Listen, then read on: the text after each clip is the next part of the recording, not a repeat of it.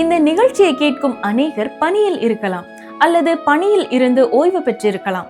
இன்னும் சில பெண்கள் வீட்டை கட்டுகிறவர்களாக இருந்து வீட்டை நிர்வகித்துக் கொண்டிருக்கலாம். இதில் மனிதர் பார்வை வேறு, கடவுள் பார்வை வேறு. மனிதர்கள் வெளிப்படையாக நாம் செய்யும் வேலை எப்படிப்பட்டது, நாம் வாங்கும் சம்பளம் எவ்வளவு என்பதை வைத்து நம்மை எடை போடுவார்கள். ஆனால் கடவுள் நாம் எவ்வளவு உண்மையாக மனசாட்சிக்கு விரோதம் இல்லாமல் வேலை செய்தோம் என்பதையே பார்க்கிறார். வாருங்கள், இன்றைய நிகழ்ச்சி நமக்கு என்ன கற்றுத் தருகிறது என்று பார்ப்போம்.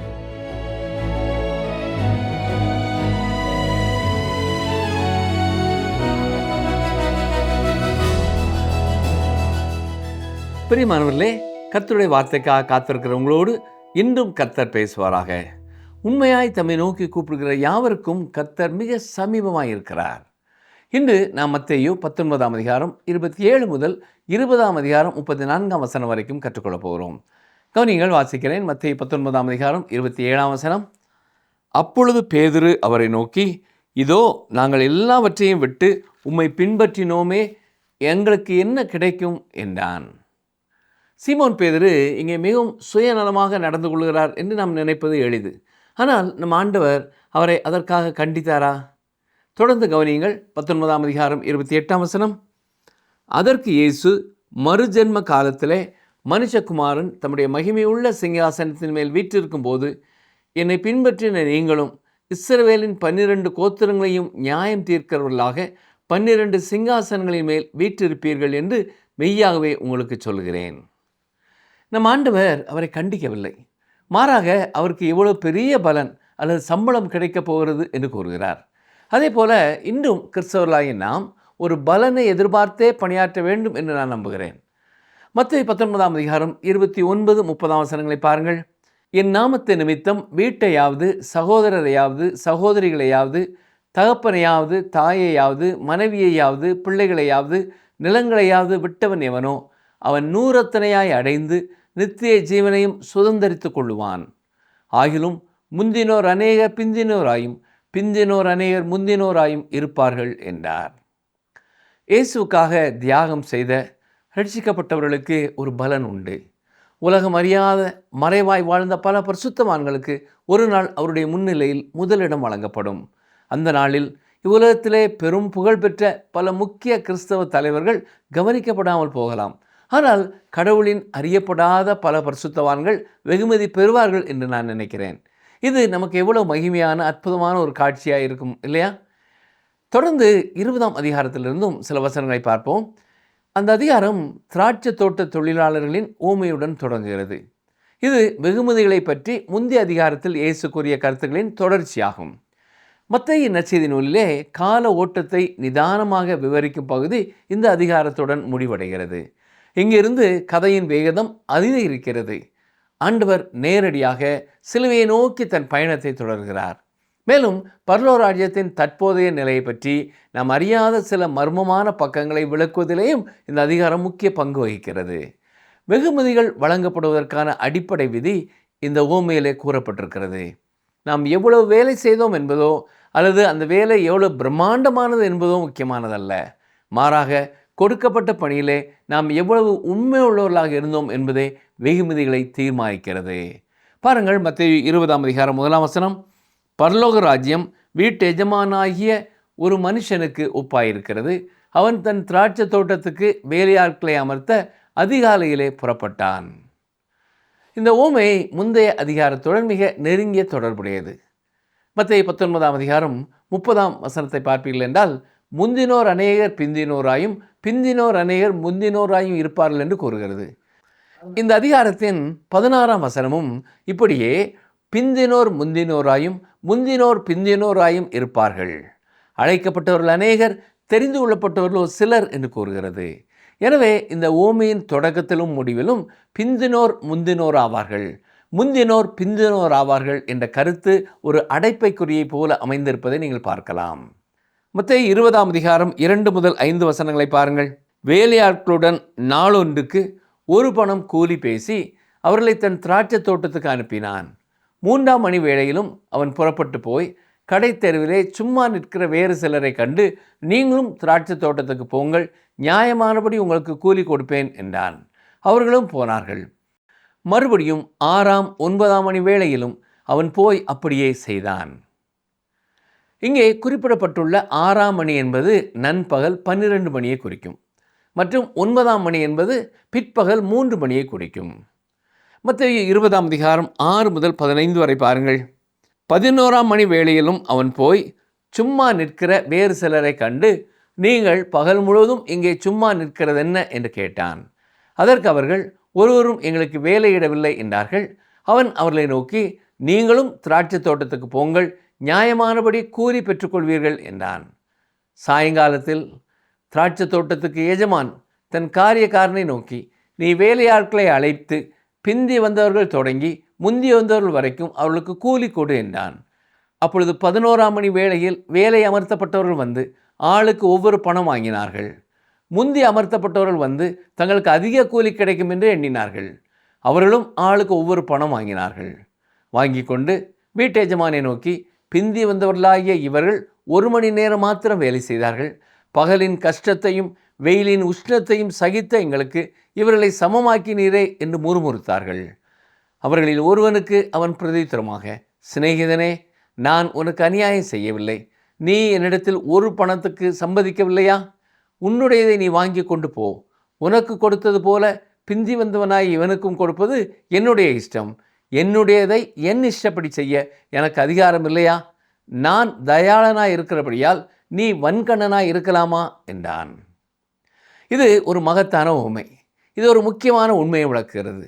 நீங்கள் எவ்வளவு காலம் இறைப்பணி செய்தீர்கள் என்பதோ, அல்லது உங்கள் பதவி எவ்வளவு உயர்ந்தது அல்லது முக்கியமானது என்பதோ உங்கள் பலனை தீர்மானிப்பதில்லை. மாறாக, கடவுள் உங்களுக்கு கொடுத்த பணி எவ்வளவு சிறியதாகவோ குறுகியதாகவோ அல்லது முக்கியமற்றதாகவோ தோன்றினாலும், அந்த பணியை செய்வதிலே நீங்கள் எவ்வளவு உண்மையுள்ளவர்களாக இருந்தீர்கள் என்பதை பொறுத்தே உங்களுக்கு பலன் வழங்கப்படும். ஒரு சபையில் உறுப்பினராக இருந்த ஒரு அன்பான மூதாட்டிக்கு ஆண்டவர் பெரிய பலன் அளிப்பார் என்று நான் எப்பொழுதும் நினைப்பதுண்டு. நான் சிலரிடத்தில், இவரை உங்களுக்கு தெரியுமா என்று கேட்பேன். அவர்கள், இவரை பற்றி நாங்கள் கேள்விப்பட்டதே இல்லையே என்பார்கள். இவர் பாடகர் குழுவில் இல்லை, எந்த சங்கத்திற்கும் தலைவராக இருந்ததில்லை, ஞாயிறு பள்ளி வகுப்பும் எடுத்ததில்லை, இவர் பெரிதாக ஒன்றும் செய்யவில்லையே என்று சொல்லலாம்.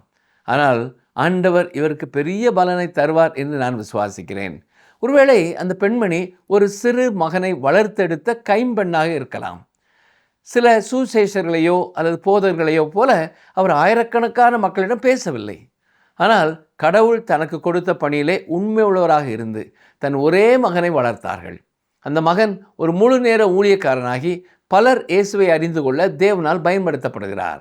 ஆம், அந்த விதவை கடவுள் தனக்கு கொடுத்த வேலையை செய்வதிலே உண்மை உள்ளவர்களாக இருந்தார்கள். யாராவது வந்து, இவர் என்னை போல கடினமாக உழைக்கவில்லையே என்று ஆட்சேபிக்கலாம். அது உண்மையாக கூட இருக்கலாம். ஆனால் நீங்கள் எவ்வளவு வேலை செய்தீர்கள் என்பதற்காக கடவுள் உங்களுக்கு பலன் கொடுக்க போவதில்லை. அவரே உங்களை எதற்காக அழைத்தாரோ அந்த வேலையில் நீங்கள் எவ்வளவு உண்மை உள்ளவர்களாக இருந்தீர்கள் என்பதை பொறுத்தே உங்களுக்கு பலன் தருவார். அருமையான சகோதரனே, சகோதரியே, ஒருவேளை கடவுள் உங்களை பெரிய காரியங்களை செய்ய அழைக்காமல் இருக்கலாம். ஆனால் உங்களுக்கு அவர் ஒதுக்கிய பணியிலே நீங்கள் உண்மை உள்ளவராக இருக்கிறீர்களா? அதுதான் மிக முக்கியமானது. மத்தேயு 20ஆம் அதிகாரம் 17ஆம் வசனத்தை பாருங்கள். இயேசு எருசலேமுக்கு போகும்போது வழியிலே 12 சீஷரையும் தனியே அழைத்து. இந்த பகுதியின் உடல் ரீதியான மற்றும் புவியியல் ரீதியான நகர்வை நாம் கவனிக்க வேண்டும். இயேசுவும் அவருடைய சீஷர்களும் யோர்தான் பள்ளத்தாக்கிலிருந்து மேலே ஏறி எருசலேமை நோக்கி போய் கொண்டிருக்கிறார்கள். அங்கேதான் அவர் சிலுவையிலே மரிப்பார். மத்தேயு 20ஆம் அதிகாரம் 18-19 வசனங்களை பாருங்கள். இதோ எருசலேமுக்கு போகிறோம், மனுஷகுமாரன் பிரதான ஆசாரியரிடத்திலும் வேத பாரகரிடத்திலும் ஒப்பு கொடுக்கப்படுவார். அவர்கள் அவரை மரண ஆக்கினைக்குள்ளாக தீர்த்து அவரை பரியாசம் பண்ணவும் வாரினால் அடிக்கவும் சிலுவையில் அறையவும் புறஜாதியாரிடத்தில் ஒப்பு கொடுப்பார்கள்.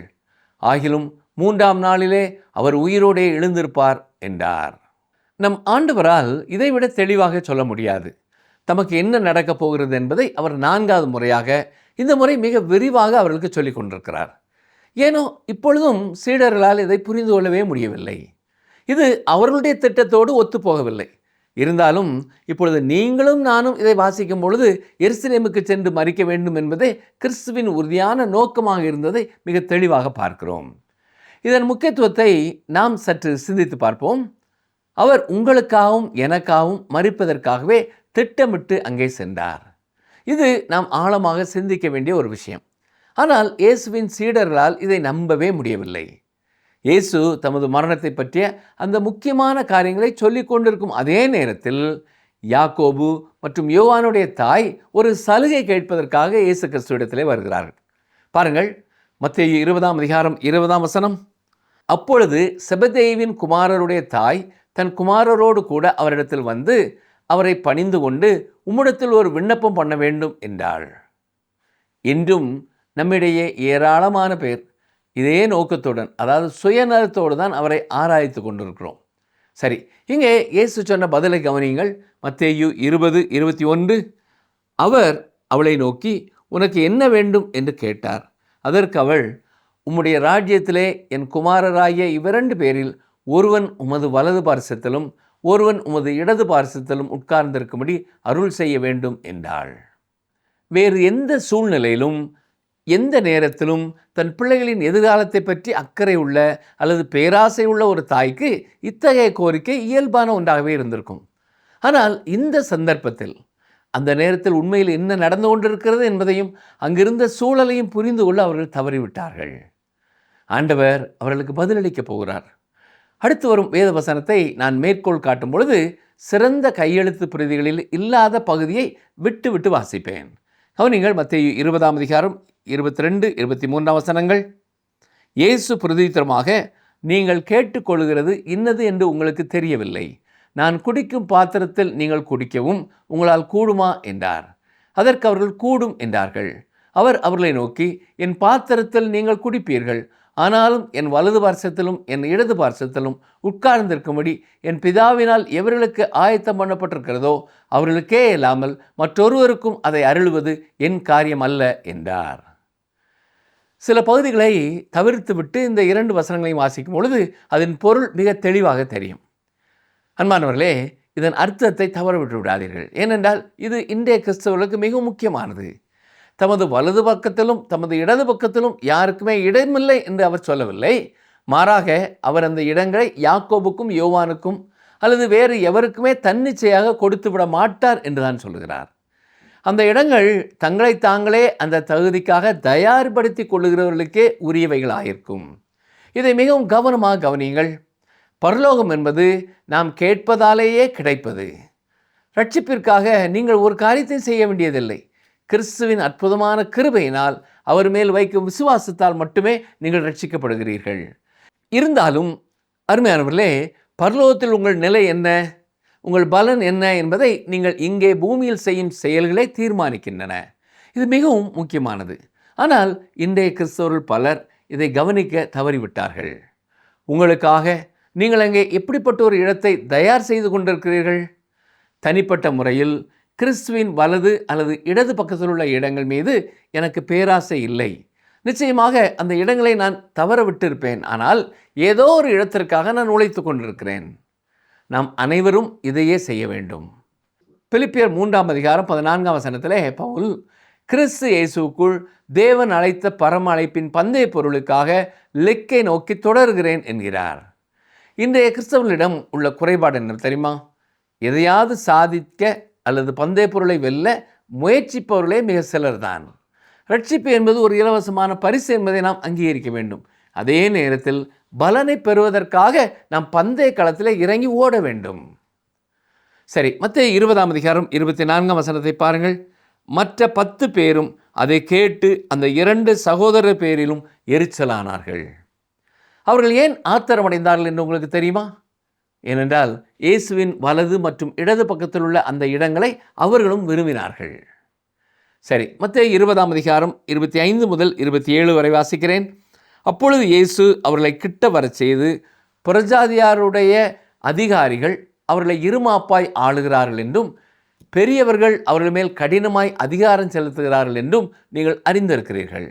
உங்களுக்குள்ளே அப்படி இருக்கலாகாது. உங்களில் எவனாகிலும் பெரியவனாயிருக்க விரும்பினால் அவன் உங்களுக்கு பணிவிடைக்காரனாயிருக்க கடவன். உங்களில் எவனாகிலும் முதன்மையானவனாயிருக்க விரும்பினால் அவன் உங்களுக்கு ஊழியக்காரனாயிருக்க கடவன். இது சேவைக்கும் மேன்மைக்கும் முற்றிலும் புதியதொரு அணுகுமுறையாகும். இது கிறிஸ்தவ பணியிலே ஈடுபட்டிருக்கிறவர்களின் மனதிலே மிக தெளிவாக இருக்க வேண்டிய ஒரு விஷயம்.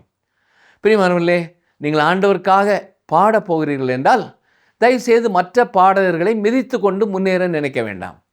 நீங்கள் ஒரு சுசேஷ போதகராக இருக்க முயல்கிறீர்கள் என்றால் மற்ற ஊழியர்களை பின்னுக்கு தள்ளிவிட்டு முன்னாலே வர முயலாதீர்கள்.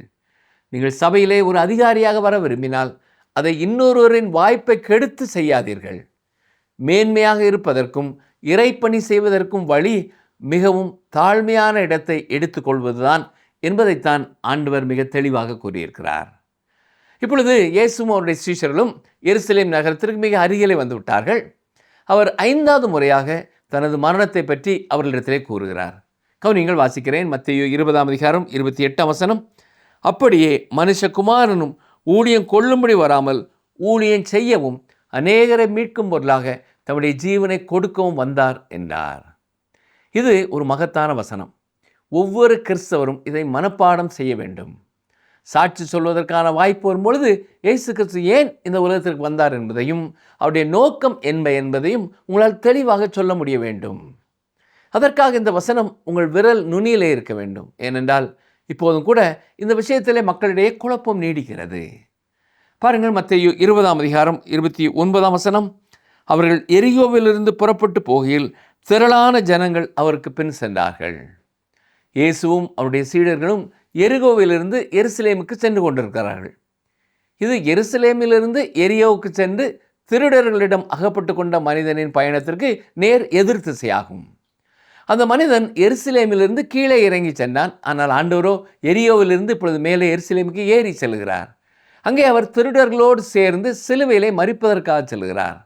அது நெடுஞ்சாலையின் மறுபக்கம் போன்றது. அந்த பக்கத்திலே நீங்களும் நானும் ஒருபொழுதும் செல்ல முடியாது. அவர் நமக்கு பதிலாக நம்முடைய இடத்திலே மரித்ததால் நாம் விசுவாசத்தின் மூலம் மட்டுமே அவரிடத்திலே சேர முடியும். சொல்லப்போனால் இயேசு தனது விசாரணையின் போது தற்காப்பு எதுவும் செய்யாததால் அவர் எப்பொழுதும் தன்னை தற்காத்து கொண்டதில்லை என்றும் கிறிஸ்தவர்களும் அதே கொள்கையைத்தான் பின்பற்ற வேண்டும் என்றும் சிலர் நினைக்கிறார்கள். ஆனால் மற்ற நேரங்களிலே அவர் தன்னை தற்காத்து பேசியிருக்கிறார். அவர் எருசலேமுக்கு மரிக்க சென்றபோது மட்டும் தன்னை தற்காத்து பேசவில்லை. ஏனென்றால் அவர் என் இடத்திற்கு பதிலாளியாக என் இடத்தை ஏற்றுக்கொண்டார். நானோ குற்றவாளி, என்னை நம்புங்கள். அங்கே சொல்வதற்கு தற்காப்பு எதுவும் இல்லை. அதனால்தான் அவர் அந்த நேரத்திலே வாயை திறக்கவில்லை. அவர் அந்த பொழுதிலே என் பாவத்தையும் உங்கள் பாவத்தையும் சுமந்து கொண்டிருந்தார். சரி, மத்தேயு 20ஆம் அதிகாரம் 30ஆம் வசனம் பாருங்கள். அப்பொழுது வழி அருகே உட்கார்ந்திருந்த 2 குருடர் இயேசு அவ்வழியே வருகிறார் என்று கேள்விப்பட்டு, ஆண்டவரே, தாவீதின் குமாரனே, எங்களுக்கு இரங்கும் என்று கூப்பிட்டார்கள். கவனியுங்கள், யாராலும் இவர்களை அமைதிப்படுத்தவே முடியவில்லை. வசனம் 31 பாருங்கள். அவர்கள் பேசாமல் இருக்கும்படி ஜனங்கள் அவர்களை அதட்டினார்கள். அவர்களோ, ஆண்டவரே, தாவீதின் குமாரனே, எங்களுக்கு இரங்கும் என்று அதிகமாய் கூப்பிட்டார்கள். இன்னும் அதிகமாய் சத்தமிட்டு, ஆண்டவரே, தாவீதின் குமாரனே, எங்களுக்கு இரங்கும் என்று சொல்லுகிறார்கள். அவர்கள் அவரை எவ்வளவு துல்லியமாக அழைத்தார்கள் என்பதை கவனித்தீர்களா? ஆண்டவரே, தாவீதின் குமாரனே. அவர்கள் அவருடைய ராஜரீகத்தை அங்கீகரித்தார்கள். முன்னதாக ஒரு சிரோவேனிக்கிய பெண் அவரை தாவீதின் குமாரனே என்று அழைத்த பொழுது அந்த முறையிலே அவளுக்கு அவர் மேல் உரிமை இல்லை என்பதை ஆண்டவர் அவளுக்கு நினைப்பூட்டினார். ஆனால் இந்த மனிதர்களோ யூதர்கள். அவர்களுக்கு அந்த உரிமை இருந்தது. அவர்கள் அந்த உரிமையை பயன்படுத்தினார்கள். சரி, மத்தேயு 20ஆம் அதிகாரம் வசனங்கள் 32, 33 பாருங்கள். இயேசு நின்று அவர்களை தம்மிடத்தில் அழைத்து, நான் உங்களுக்கு என்ன செய்ய வேண்டும் என்று இருக்கிறீர்கள் என்றார். அதற்கு அவர்கள், ஆண்டவரே, எங்கள் கண்களை திறக்க வேண்டும் என்றார்கள். இந்த மனிதர்களின் குறை என்ன என்பது வெளிப்படையாகவே தெரிந்தது. அப்படி இருந்தாலும் அவர்களுக்காகத்தான் என்ன செய்ய வேண்டும் என்று இயேசு ஏன் கேட்டார்? அருமையானவர்களே, நீங்களும் ஆண்டவராய் இயேசு கிறிஸ்துவிடத்திலே வரும்பொழுது உங்கள் தேவையை அவரிடத்திலே சொல்ல வேண்டும். நீங்கள் அவரிடம் ரட்சிப்பிற்காக வருகிறீர்கள் என்றால் நீங்கள் ஒரு பாவி என்பதையும் உங்களுக்கு அவருடைய ரட்சிப்பு தேவை என்பதையும் அவரிடம் சொல்ல வேண்டும். நீங்கள் அப்படி சொல்லவில்லை என்றால் நீங்கள் ரட்சிக்கப்பட மாட்டீர்கள். இதுதான் சிலுவைக்கு விரோதமானது என்று சொல்வது. ஒருவேளை மக்கள் தங்கள் சுயநீதி மற்றும் நற்கிரியைகள் என்னும் வாசனை திரவியத்தை உடன் கொண்டு வர முடியுமானால் எல்லாருமே சிலுவையிடம் வர விரும்புவார்கள். ஆனால் அருமையான சகோதரனே, சகோதரியே, உங்களிடமோ என்னிடமோ கடவுளிடம் சமர்ப்பிக்க எந்த நன்மையும் கிடையவே கிடையாது. ஒரு தொழுவத்திலே கொட்டி கிடக்கும் சாண குவியலின் மீது ஒரு புகழ்பெற்ற வாசனை திரவியத்தை ஊற்றினால் அது எப்படி நறுமணமாக மாறாதோ அதே போல மனித பண்புகளை பயிற்சி, உளவியல் மற்றும் கல்வியால் ஒருபொழுதும் பரிசுத்தமாக்க முடியாது. நாம் பாவிகளாகவே அவரிடம் வர வேண்டும். அவரை நம்ம இரட்சகராக ஏற்றுக்கொள்ள வேண்டும். அந்த பார்வையற்ற மனிதர்களும் தங்கள் தேவையோடு இயேசுவிடத்திலே வந்து, ஆண்டவரே, எங்கள் கண்கள் திறக்கப்பட வேண்டும் என்று கேட்டார்கள். மத்தேயு 20:34 பாருங்கள்.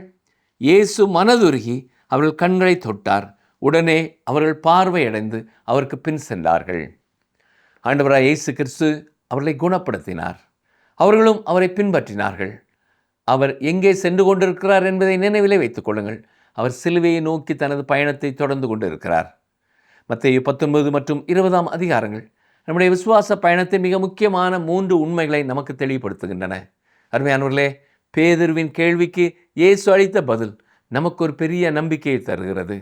நாம் கர்த்தருக்காக, நற்செய்தி பணிக்காக இழந்தவற்றிற்கு 100 பலன் உண்டு. ஆனால் திராட்சை தோட்ட தொழிலாளர்களின் உவமை ஒரு எச்சரிக்கையாயும் இருக்கிறது. எஜமான் காலையில் வந்தவர்களுக்கும் மாலையில் வந்தவர்களுக்கும் சமமான கூலியை கொடுத்தார். இதன் மூலம் நாம் அறிந்து கொள்ள வேண்டியது என்ன தெரியுமா? நாம் எவ்வளவு காலம் ஊழியத்தில் இருக்கிறோம் என்பதோ, எவ்வளவு பெரிய பதவியில் இருக்கிறோம் என்பதோ முக்கியமல்ல. நமக்கு கொடுக்கப்பட்ட பணியிலே நாம் எவ்வளவு உண்மை உள்ளவர்களாக இருந்தோம் என்பதே முக்கியம். பகல் முழுவதும் கஷ்டப்பட்டவர்களை விட 1 மணி நேரம் உண்மையோடும் நன்றியோடும் உழைத்தவர்களுக்கு எஜமான் தயாளம் காட்டுகிறார். தேவன் உங்கள் இருதயத்தின் உண்மையை பார்க்கிறாரே தவிர உங்கள் வேலையின் அளவே அல்ல. மேலும் மேன்மை என்பது அதிகாரத்தில் இல்லை, ஊழியத்தில் இருக்கிறது. யாக்கோபு, யோவான் மற்றும் அவர்களின் தாய் வேண்டுகோள் இன்றும் நம்மிடையே இருக்கும் சுயநல ஆவிக்கு ஒரு பிரதிபலிப்பு. வலது பக்கமும் இடது பக்கம் தேடுவது உலக வழக்கம். ஆனால் இயேசு ஒரு புதிய விதியை கொடுத்தார். உங்களில் எவனாயிலும் பெரியவனாயிருக்க விரும்பினால் அவன் உங்களுக்கு பணிவிடைக்காரனாய் இருக்க கடவன். பரலோக ராஜ்யத்திலே முதலிடம் என்பது மற்றவர்களை ஆதிக்கம் செலுத்துவதிலே இல்லை, மற்றவர்களுக்காக நம்மை தாழ்த்துவதில் தான் இருக்கிறது. இயேசுவே ஊழியம் கொள்ளும்படி வராமல் ஊழியம் செய்யவும் தன் ஜீவனை கொடுக்கவும் வந்தார் என்றால் அவரை பின்பற்றும் நாமும் தாழ்மையின் பாதையையே தெரிந்தெடுக்க வேண்டும். அது மட்டுமல்ல, எரிகோவின் குருடர்கள் தாவீதின் குமாரனை எங்களுக்கு இறங்கும் என்று கூப்பிட்ட பொழுது இயேசு அவர்கள் தேவையை அறிந்திருந்தும் நான் உங்களுக்கு என்ன செய்ய வேண்டும் என்று கேட்டார். இது நாம் ஜெபத்தில் எவ்வளவு வெளிப்படையாக இருக்க வேண்டும் என்பதை காட்டுகிறது. நம்முடைய சுய நீதியோ நற்கிரியைகளோ நம்மை ரட்சிக்க முடியாது. அந்த பார்வையற்றவர்களைப் போல நம்முடைய பலவீனத்தையும் பாவத்தையும் குறையையும் அறிக்கையிட்டு அவரிடம் வரும்பொழுது மட்டுமே நமக்கு பார்வை கிடைக்கிறது. அருமையானவர்களே, ஆண்டவர் எருசலேமை நோக்கி சென்றது புகழுக்காக அல்ல, நமக்காக சிலுவையில் மரிப்பதற்காக. அவர் நம்முடைய இடத்தை பதிலாளியாக ஏற்றுக்கொண்டார். இதை நம்பினவர்களாக அவரை நம் இரட்சகராக நாமும் ஏற்றுக்கொள்வோமா? முந்தினோர் பிந்தினோர் ஆவார்கள், பிந்தினோர் முந்தினோர் ஆவார்கள்.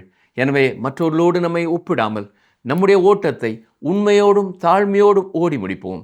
அந்த நாளிலே எஜமானிடத்திலிருந்து நல்லது உண்மை உள்ள ஊழியக்காரனே என்ற சத்தத்தை கேட்பதே நம்முடைய வாழ்க்கையின் ஒரே ஒரு லட்சியமாக இருக்கட்டும். கர்த்தர் உங்களையும் உங்களுடைய குடும்பத்தையும் ஆசீர்வதிப்பாராக. ஆமென்.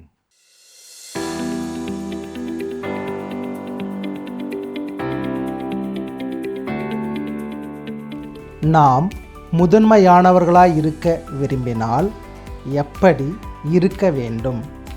நாம் முதன்மையானவர்களாய் இருக்க விரும்பினால் எப்படி இருக்க வேண்டும்? ஆப்ஷன் ஏ ஊழியக்காரனாக, ஆப்ஷன் பி கடைசி ஆளாக, ஆப்ஷன் சி பணிவிடைக்காரனாக.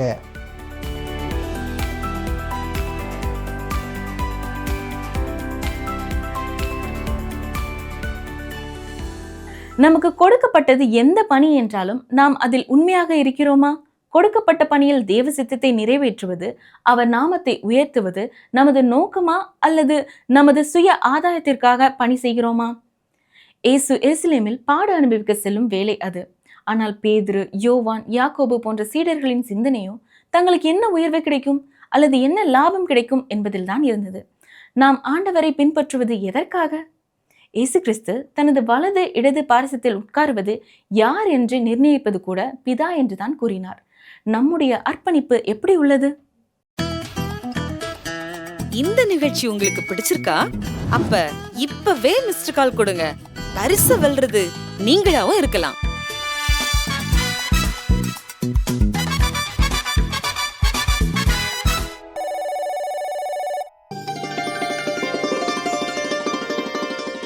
உங்களில் ஒருவன் ஞானத்தில் குறைவுள்ளவனாயிருந்தால் யாவருக்கும் சம்பூரணமாய் கொடுக்கிறவரும் ஒருவரையும் கடிந்து கொள்ளாதவருமாகிய தேவனிடத்தில் கேட்க கடவன், அப்பொழுது அவனுக்கு கொடுக்கப்படும்.